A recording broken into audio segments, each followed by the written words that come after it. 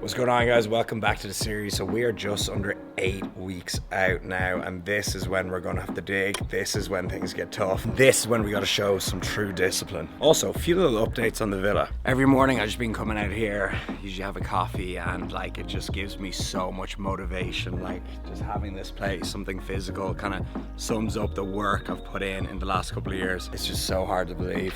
Like, if you go back to the first ever videos, the background is definitely different. Nice and quiet out here as well. So the next step of the villa that's actually being done today, it kind of begins, is so that part, that ground is really, really ugly. We're getting that color changed, so it's similar kind of space gray, similar as the inside and the outside. So when we've done that, then we will do a proper villa tour on everything, but I just want to wait till it's perfect. We also got the gate fixed, so matte black, just like everything else in the villa. We got around it painted white, so yeah, decent pile of bricks, but we just need to sort out this floor. All right, guys, what's going on? So this is probably the first time we've sat down the couch and just had a little chat, podcast style, of what the plan of attack is for the competition. How far out are we? What shows are we doing? Everything. So let's sit down, relax, and just talk things through. So first of all, what show am I doing now? The original plan was to do Muscle Contest Ireland on May 13th. I looked into it, and apparently there's strictly no recording. And so that would not make for a great YouTube finale for this series, which is one of the main reasons that I'm doing this. I looked around, I said, I need a show that is around that time, some good timing. And May 14th in Londonderry, there is the PCA show, and I'm pretty sure they're quite YouTube friendly. It seems to be a well-run organization, well-run competition. It's on just the day after, so it doesn't make a difference to my prep. So we're going to do the PCA Ireland Londonderry. Comment down below for anyone who's doing that show as well, or if you want to go to it and see me compete again. I think it'd be good fun. And then when I looked into that, now here's a bit of an announcement. When I looked into that, I saw there was a PCA show in Ben El Medina, which is about 30-40 minutes drive from me, in 30 days. So I said, look, I'm going to do it as a warm-up show. Why the hell not? The focus will still be the Ireland show, but I'm looking pretty shredded. I think if I really floor it for the next 30 days, I can be like, show ready. Not sure if I will be winning condition, but I think it'd be great as a warm-up show. And while I'm doing this, you might as well do more than one show. Just, get your bang for your buck. So 30 days out, everyone, and that's going to be sick. Again, that's the PCA Costa del Sol. That's the plan of attack in terms of what shows I'm doing. The main reason behind these is it's not more so the organization, it's just the timing's perfect. It gives me exactly 12 weeks to prep in total, and it's just right before summer. And something that I felt last year was a lot of guilt and shame during summer. Like, I didn't feel like I put in the work hard enough during the year, and like I was kind of like sitting on the beach with a nice whiskey sour, and Linda was like, what's wrong? And I'm like, I haven't earned this. If that's something that you struggle with like me, you're just always trying to be like super productive, and if you're like going out partying, traveling, I think you got to earn it personally. Like, it's a lot more enjoyable that way. So last year I was building the house, that's where my focus was. This year it's YouTube, business, and competing. So I really want to feel like I gave it my everything and then just really enjoy my summer. So the timing of that is perfect. So if any of my friends are watching this, do not invite me to anything until May 14th. Then afterwards, I'm all yours. Mix up the whiskey sours. Let's go, baby. Also, on the note of whiskey sours, I haven't been drinking the last couple of weeks at all, and even before that I kind of just drank once every 2 weeks or even once a month in October, and it feels so much better. Feel absolutely amazing productivity wise, mental health, training, diet obviously improves. Like, there's so many people that could just get shredded if they just cut out drinking, because they would save like thousands of calories every week. It's like they wouldn't even have to change their diet. They could actually eat maybe a little bit more because they're saving so much calories from alcohol. More on that later, but feel amazing. Current routine is the classic legs push-pull that is available in the description box. It's just my most tried and tested program. It's my favorite program. But I'm thinking for the last 6 weeks, I might change, just literally for motivation reasons, just to stop things from getting repetitive. I might do, so it's a similar split. It's 6-8. Chest and back, legs, and arms and shoulders. So you're still hitting everything twice per week. I've never ran this split consistently. And how you split up your routine, it's not as important as some people think. It's more so just kind of for, frequency and organization purposes. Like, for example, if you do push-pull legs or legs push-pull, it's all the same, really. You're just hitting the same body parts twice per week.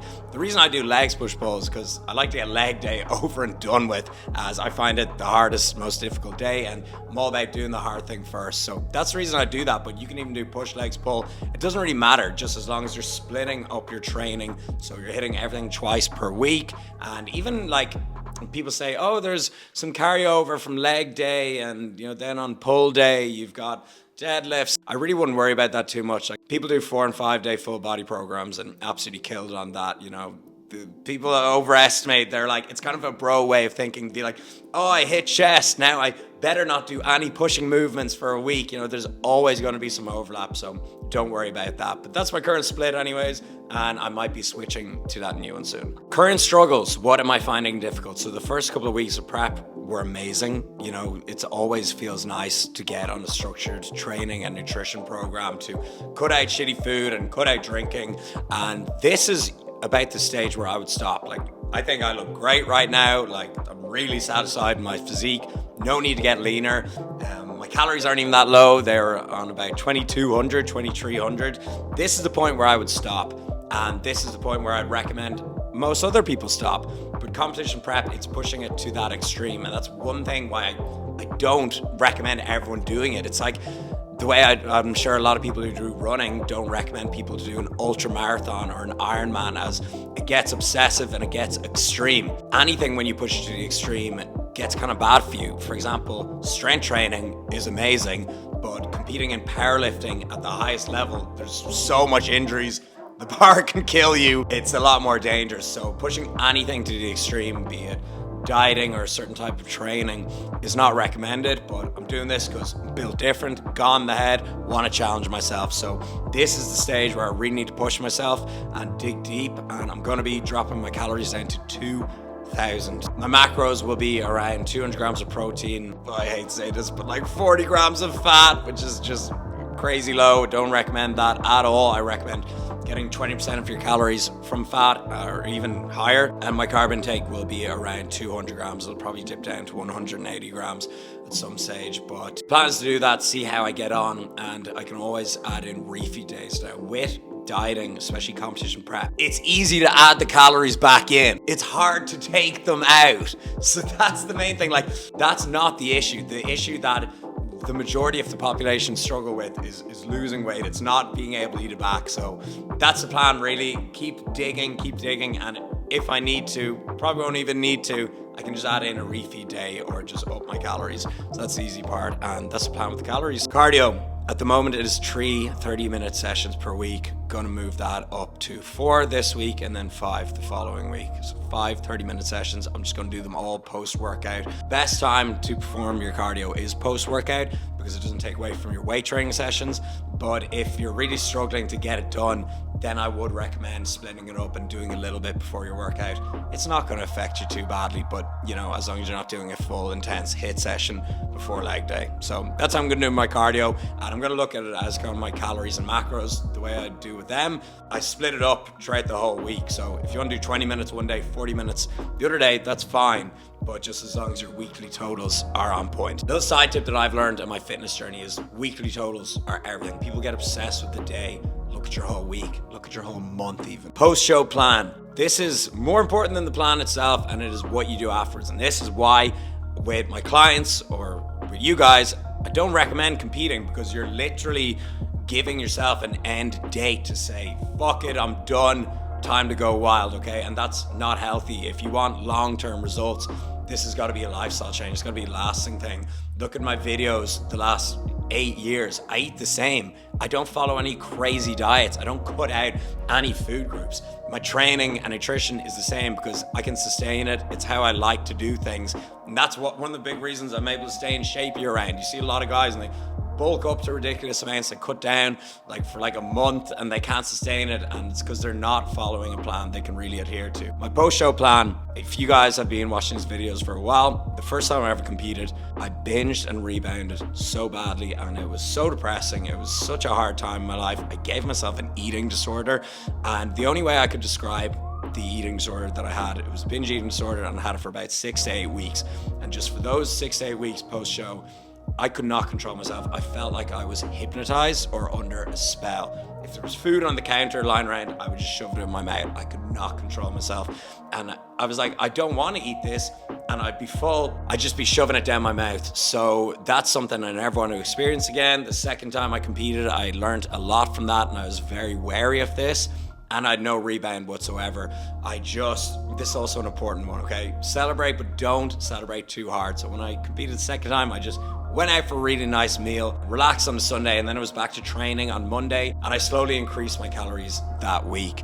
So that's what I recommend doing, is not going too hard. Go for your meal out, of course, have a little cheat meal, hate that phrase, but have a little untracked meal, or just a meal where you really enjoy yourself, and then get back in your plan for the following week and slowly ease off and taper back into your normal routine. I was tempted to book a trip straight away after the show, but I'm actually just gonna, train for the week and then maybe go travel somewhere a week or two after that. So that's the plan for post-show. And again, it's something that is so important for anyone competing, is to have a post-show plan in place and have a post-show mindset in place. Think, how am I going to think after the show, and what's the best way to approach things? So other things that's been going on in my life, the Fuel Cakes launch is so close. There's just some last minute things. For example, the packaging got sent to me, and okay, little teaser, they're resealable packages now, thank God. The other cardboard ones, people would rip them open, you couldn't reseal them, they get destroyed in transit when they're getting delivered to the destination. So I visualize this just being a huge company where people buy it that don't know anything about me, and so that is the goal. It's just going to be such a cool brand. It's going to be resealable pouches, and for example, the pouches got printed to me, sent for approval, and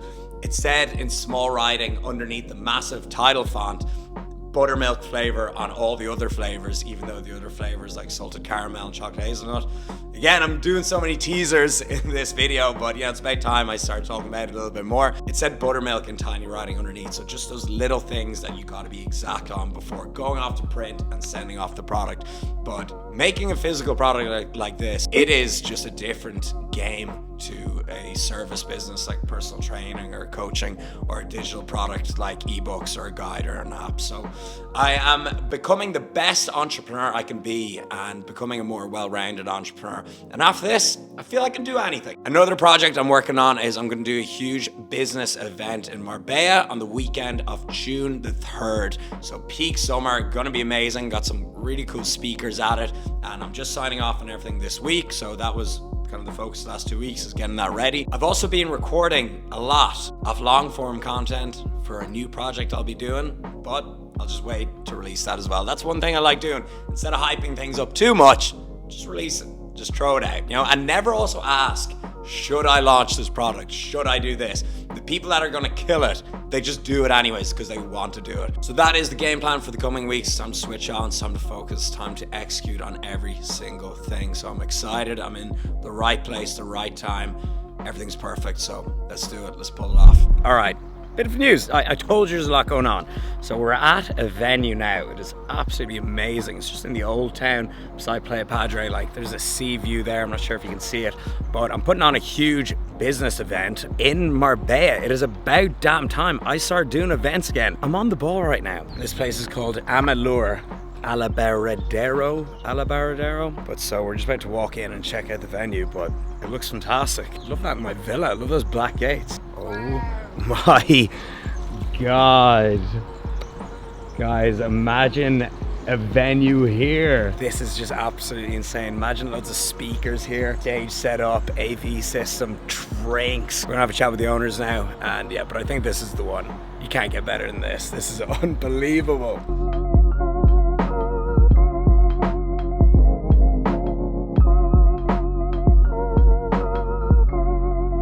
So we're back from looking at the venue. We did a quick little stop off in Mercadona, and so you'll see from my choices every week, it's getting a bit less fun. It's getting a bit less flexible. There's no dark chocolate, there's no cereal, there's a lot of vegetables, a lot of protein. These things I'm still in keeping in my diet. They are just 389 calories. It really gives me something to look forward to at the end of the day. A lot of yogurts, Greek yogurt, salads, so much veggies, so much protein. We have prawns and chicken breast mainly, egg whites, the protein milk, more veggies. You know what's up, it's the calabaza, it's the squash, and then some fruit, corn, coffee. And that's it. Scarce times, but we're on that final last hurdle. 475 calories, 33 grams of carbs, 5 fat, and 65 protein, okay? It is literally just prawns and veggies. Green beans, tomatoes, some mushrooms. I don't think anyone's gonna ask me for this recipe. All right, so big, massive salad bowl, lots of protein, just crazy amount of veggies and fiber. This is gonna be my lunch. This is grind time. This is a proper shredding meal. Oh my God, I feel myself getting shredded just looking at this thing. This is my first dip in the pool when it's good weather, and since we've got it all done, so you can see like the jets work properly now. It just looks a lot more fresh. All the tiles are done. Got a pool. I've got a working pool, so I can't believe it. And I've gone for a swim before, but you know, it was always kind of leaky. It didn't feel right. It wasn't as clean. So this is my first time in a long time, so let's share the moment. That's the first time we got stairs as well. I can't believe this. I can't believe it. Oh my God. That's colder than the ice bath. Oh my God. I'm in a pool. So Zeke's looking as well.